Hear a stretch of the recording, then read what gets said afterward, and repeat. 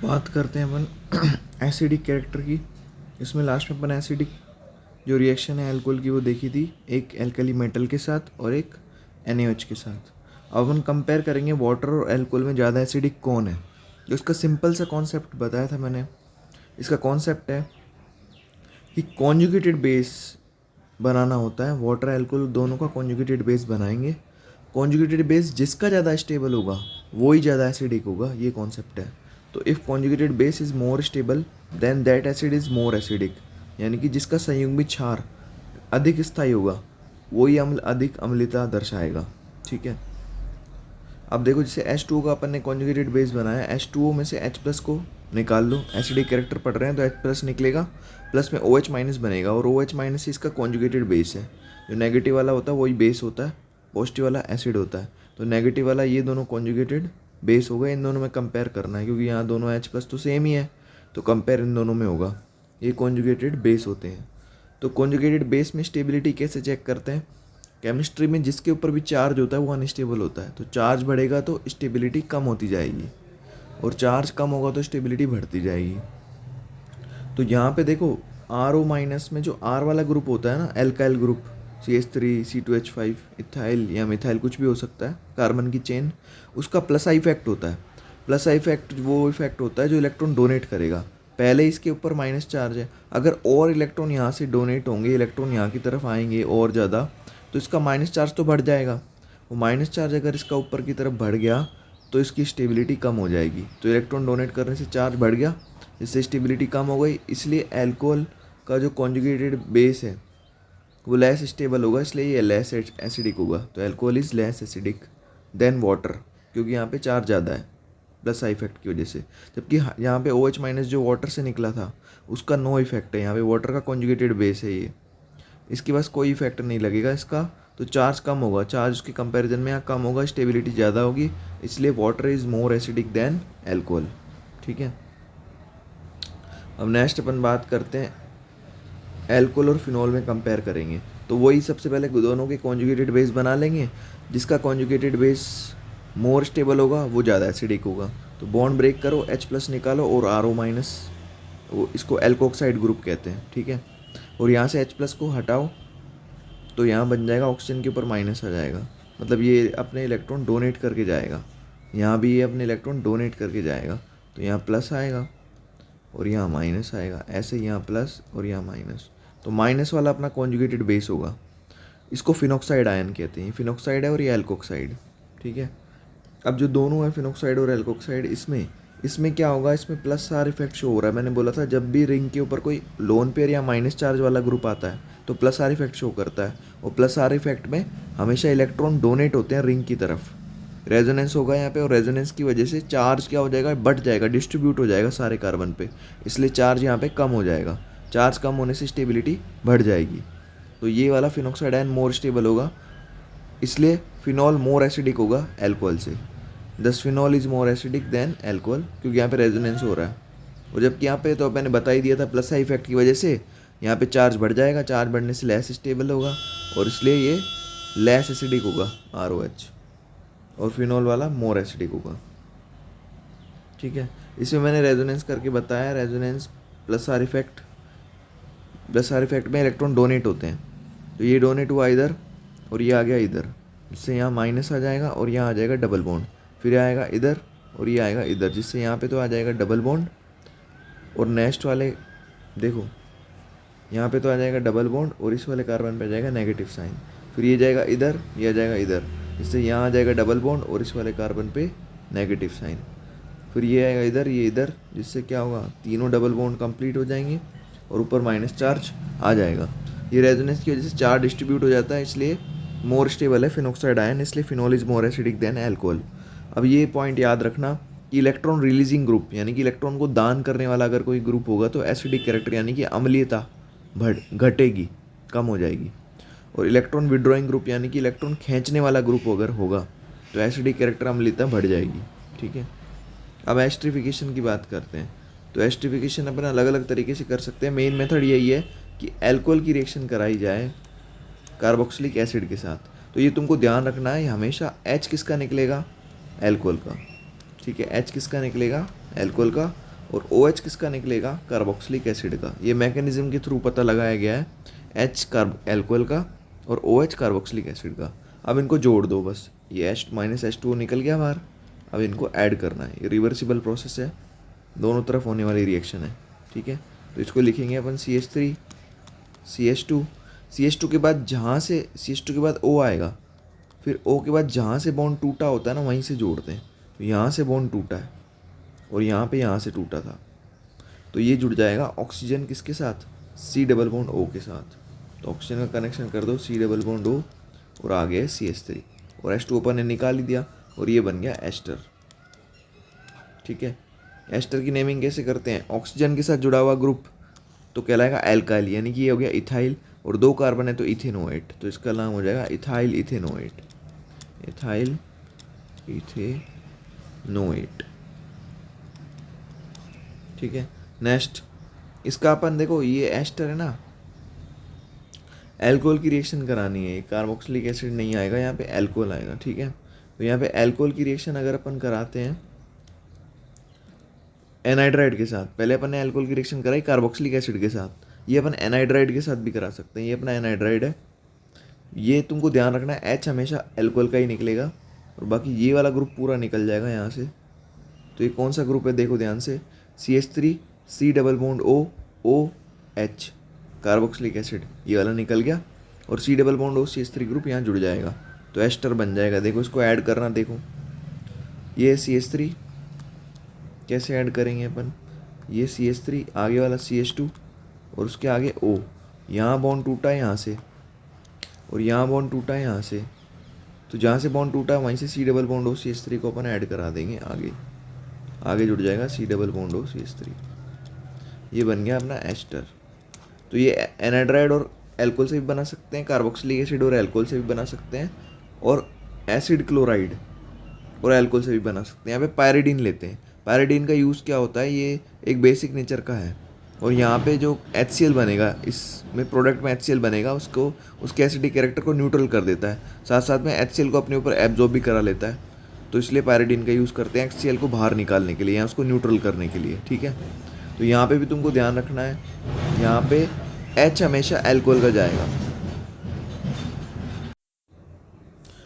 हाँ तो H यहाँ पे है ना एल्कोहल का जाएगा और Cl किसका जाएगा, इस एसिड क्लोराइड वाले ग्रुप का, ठीक है। एसिड हैलाइड या एसिड क्लोराइड, HCl निकल जाएगा, ठीक है।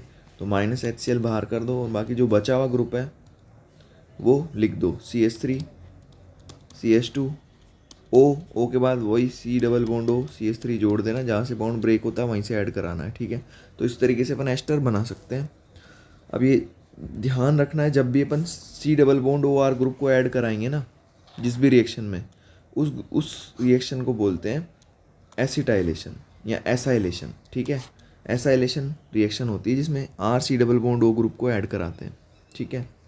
एसिटाइलेटिंग एजेंट, एसाइलेटिंग एजेंट या एसिटाइलेटिंग जो एजेंट होता है ना, वो 2 ही होते हैं, एसिड हैलाइड या फिर एसिड एनाइड्राइड, इनका ही मेनली यूज़ किया जाता है। एसिड हैलाइड या एसिड एनाइड्राइड का यूज़ किया जाता है एसिटाइलेटिंग रिएक्शन में। जो फ्यूडेल क्राफ्ट एसिटाइलेशन पढ़ते हैं या एसाइलेशन पढ़ते हैं, उसमें एसिड हैलाइड या एसिड एनाइड्राइड का यूज़ किया जाता है, ठीक है। जैसे यहाँ पे एक रिएक्शन है, ये भी एक तरह का एस्ट्रिफिकेशन है, इसमें अपन C double bond O CH3 को ऐड करेंगे, यानी कि इसको अपन एस्ट्रिफिकेशन भी बोल सकते हैं और एसिटाइलेटिंग या एसाइलेटिंग रिएक्शन भी बोल सकते हैं, एसाइलेशन भी बोल सकते हैं, ठीक है। देखो अब क्या करना है, यहाँ से वही एल्कोहल से तो H निकलेगा ही, अभी पढ़ा था अपन ने, और यहाँ से अपन ये वाला पूरा ग्रुप निकाल देंगे, ये जो अभी अपन ने पढ़ा था एनाइड्राइड वाली रिएक्शन पढ़ी थी ना, ये निकालना है। बस यहाँ अपन को ध्यान देना, ये बहुत इंपॉर्टेंट रिएक्शन है, स्टार लगा के, ये पेपर में बहुत बार पूछी गई है। ये सैलिसाइलिक एसिड होता है, जब COH ग्रुप OH के साथ आता है बेंजीन रिंग पे, सैलिसाइलिक एसिड बोलते हैं इसको। ये तो निकल गया कार्बोक्सिलिक एसिड और C double bond O CH3 oxygen पे जुड़ जाएगा, तो इससे एक वो दवाई बन जाती है जो एस्पिरिन लेते हैं ना, डिस्प्रिन जो लेते हैं, उसमें एक सॉल्ट होता है एस्पिरिन, सर दर्द के लिए, वो बन जाएगा। तो बहुत इंपॉर्टेंट रिएक्शन है। तो इसमें अपना ये बन जाएगा, एस्पिरिन का फॉर्मेशन हो जाता है COOH और O से कौन जुड़ गया, C double bond O CH3, बाकी एक CH3 COOH ग्रुप बाहर निकल जाएगा इस रिएक्शन में। ये देखो CH3 C double bond O OH वाला ग्रुप निकल गया और C double bond O CH3 वाला जो ग्रुप बचा हुआ है ये ऑक्सीजन पे ऐड हो जाएगा। ठीक है, तो ऐसा ही अपन ने किया है। जो दवाई बनी है इसका नाम है एस्पिरिन। ठीक है, एस्पिरिन। ठीक है, ध्यान रखना है इसको। ठीक है, तो ये तुम्हारा कंप्लीट हो गया। नेक्स्ट जो है, नेक्स्ट रिएक्शन है वो CO बॉन्ड ब्रेकिंग टाइप की रिएक्शन है। इसमें सबसे पहले जो अपन ने रिएक्शन पहले लास्ट चैप्टर में पढ़ी थी वही सब आएगी। कौन कौन सी? अपन को यहाँ पे अल्कोहल की रिएक्शन करानी है PCl5 के साथ, PCl3 के साथ, SOCl2 के साथ और ल्यूकास रिएजेंट के साथ। ये अपन पहले डिस्कस कर चुके हैं। तो PCl5 के साथ पहले रिएक्शन कराते हैं। फर्स्ट रिएक्शन PCl5 के साथ, तो वही कोई भी अल्कोहल ले लो, CH3 CH2 OH प्लस में PCl5। तो अपन को सीधी सीधी ट्रिक याद रखनी है इसकी। तो P Cl Cl Cl Cl Cl और बॉन्ड को कर देना ब्रेक। तो ये क्या बन जाएगा? CH3 CH2Cl POCl3 और HCl। तो ये बन जाएगा अपना CH3 CH2Cl प्लस में POCl3 प्लस में HCl रिलीज हो जाएगा। नेक्स्ट रिएक्शन है PCl3 से। इसके लिए 3 मॉलिक्यूल लेने पड़ते हैं। 3 मॉलिक्यूल लेंगे CH3 CH2OH के प्लस में PCl3। जब अपन लेंगे तो इसकी ट्रिक सीधी सीधी याद कर लो। तीनों को ओपन करके लिख लेना इस तरीके से, CH3 CH2OH CH3 CH2OH CH3 CH2OH। ठीक है, इसकी रिएक्शन करानी है अपन को PCl3 के साथ। तो Cl Cl Cl। अब यहाँ से तुम क्या करना है, ये H3PO3 ग्रुप निकाल देना है। इसको बोलते हैं फॉस्फोरस एसिड, H3PO3। ठीक है, फॉस्फोरस एसिड हो गया। तो ये बन गया तुम्हारा H3PO3 और प्लस में जो मेन प्रोडक्ट बनेगा वो 3 ग्रुप है, CH3 CH2 3 है ये, और तीनों ही Cl है। तो क्या बन जाएगा तुम्हारे पास? प्लस में 3 CH3 CH2 Cl के ग्रुप बाहर निकल जाएंगे, एल्किल हैलाइड। ठीक है, ये हो गया PCl3 के साथ। नेक्स्ट है SOCl2 जिसको डार्जन प्रोसेस भी कहते हैं, थायोनाइल क्लोराइड के साथ। SOCl2 होता है थायोनाइल क्लोराइड, डार्जन प्रोसेस। ठीक है, इसकी भी ट्रिक याद रखना है। सीधा CH3 CH2OH प्लस SOCl2। अब बॉन्ड कैसे ब्रेक होगा इसमें? H डबल बॉन्ड हो Cl Cl, इसकी स्ट्रक्चर को ओपन कर लेना और यहाँ से बॉन्ड ब्रेक कर दोगे तो बन जाएगा तुम्हारा CH3 CH2Cl SO2 गैस और HCl। ये बेस्ट मेथड होता है क्योंकि उसमें SO2 गैस और HCl बाहर निकल जाते हैं। कुछ मात्रा में जो HCl रह जाता है उसको निकालने के लिए पायरिडीन डाल देते हैं। ठीक है, तो ये हो गया CH3 CH2Cl प्लस में SO2 गैस निकल गई बाहर, प्लस में HCl गैस निकल गई। इसलिए प्योर फॉर्म में तुमको ये मिल जाता है, इसलिए बेस्ट मेथड है ये इसको बनाने का, एल्किल हैलाइड को बनाने का। लेकिन अभी तो अपन क्या पढ़ रहे हैं? रिएक्शन पढ़ रहे हैं अल्कोहल की। तो ये सब रिएक्शन है। एक लास्ट बचा है तुम्हारा ल्यूकास रिएजेंट।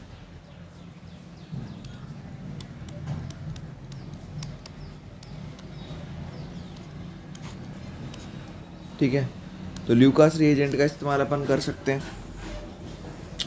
ल्यूकास रिएजेंट होता है HCl के साथ ZnCl2 का यूज़ करते हैं। ठीक है, ZnCl2 यहाँ कैटलिस्ट है, HCl रिएक्शन में पार्टिसिपेट करता है। तो इसमें तुमको ध्यान देना है कि 2 डिग्री और 3 डिग्री अल्कोहल रिएक्शन इजीली कर लेते हैं। 3 डिग्री वाला कर लेता है 5 सेकंड में, 2 डिग्री वाला कर लेता है कुछ 5 या 10 मिनट में। ठीक है, और 1 डिग्री वाला बहुत लेट रिएक्शन करता है, इसलिए नो रिएक्शन लिख देते हैं। 1 डिग्री वाला रिएक्शन नहीं करता है। ठीक है, तो तीनों को डिस्टिंग्विश किया जा सकता है ल्यूकास रिएजेंट से लैब में। बाकी रिएक्शन बिल्कुल ईजी है, कुछ नहीं करना है, H2O निकाल देना है। ठीक है, यहाँ से OH और यहाँ से H, H2O निकल गया किसकी प्रेजेंस में? ZnCl2 की प्रेजेंस में। ठीक है, तो क्या बन जाएगा तुम्हारा? CH3 CH3 ये तो वैसा का वैसा रहेगा और यहाँ आ जाएगा Cl। ठीक है, ये हो गया ल्यूकास रिएजेंट से तुम्हारी रिएक्शन खत्म। ठीक है, इसके बाद आता है ऑक्सीडेशन।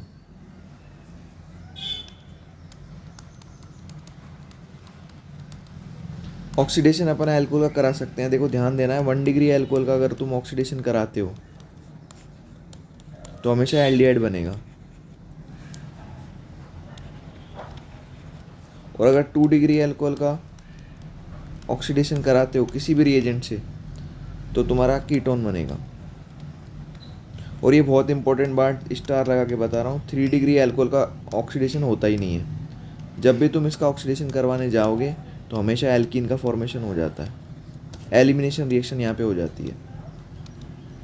करवाने गए थे ऑक्सीडेशन और हो गई एलिमिनेशन, विलोपन अभिक्रिया, ठीक है। ऑक्सीकरण नहीं होता, विलोपन हो जाता है 3 डिग्री अल्कोहल का जब भी कराते हैं, ठीक है। तो अब बारी बारी करा के देखने हैं, इसके लिए थोड़े रिएजेंट याद रखने हैं। देखो 1 डिग्री अल्कोहल अगर तुम यूज़ करते हो तो उसके लिए ईजिली सबसे बेस्ट जो है वो पीसीसी, पायरिडीनियम क्लोरोक्रोमेट, पीसीसी होता है पायरिडीनियम क्लोरोक्रोमेट। और साथ साथ तुम इसके साथ CrO3 भी यूज़ कर सकते हो, क्रोमियम ऑक्साइड, ठीक है। और 2 डिग्री अल्कोहल में पीसीसी काम नहीं करेगा। और यहाँ पे एक और ले सकते हो इसके साथ, कॉपर के साथ 573 केल्विन, ये भी ले सकते हो, ठीक है। तो यहाँ पीसीसी तो काम करेगा नहीं भाई, 2 डिग्री में पीसीसी काम नहीं करेगा, CrO3 करेगा और Cu 573 केल्विन करेगा, ठीक है। और 3 डिग्री अल्कोहल में तो ऑक्सीडेशन होगा ही नहीं, एलिमिनेशन हो जाएगा, तो पीसीसी यहाँ काम नहीं करता, CrO3 कर सकता है। और किसी के साथ भी ऑक्सीडेशन कराओ ये तो एलिमिनेशन ही करेगा, एल्कीन बनाएगा, ठीक है।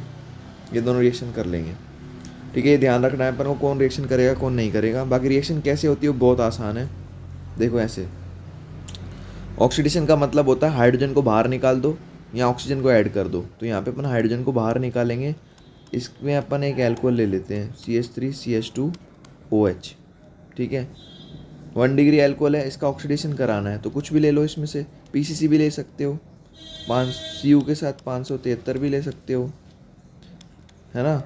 और इसके अलावा CrO3 भी यूज़ कर सकते हो। कुछ नहीं करना, एक हाइड्रोजन देखो यहाँ से निकालना है, एक हाइड्रोजन यहाँ से निकालना है, क्या बन गया CH3CHO बन गया ना। CH3CHO और CH3CHO क्या होता है, एल्डिहाइड।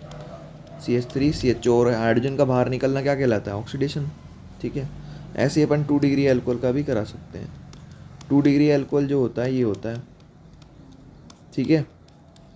और इसमें क्या करना है, कुछ भी डालो, बस पीसीसी मत डालना, CrO3 और कॉपर के साथ 573 केल्विन, ठीक है।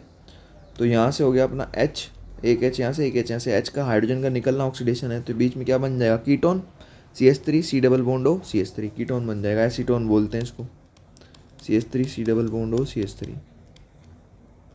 ठीक है।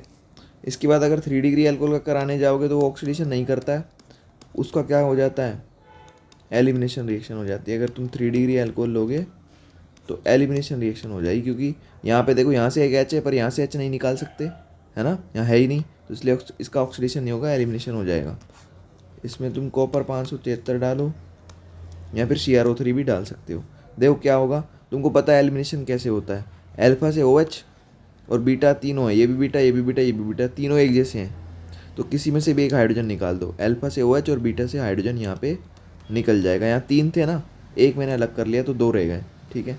तो यहाँ से H2 निकल जाएगा तो यहाँ क्या बन जाएगा, डबल बॉन्ड, यहाँ से H2 निकल गया, -H2 रिलीज और यहाँ बन जाएगा डबल बॉन्ड। तो कैसा दिखाई देगा ये, CH3 C double bond CH2 CH3, alkene का फॉर्मेशन हो गया, ठीक है। अपने पास एल्कीन बन गई, एलिमिनेशन रिएक्शन हो गई यहाँ पे, ठीक है। अब सारे रिएजेंट याद रखने हैं अपन को।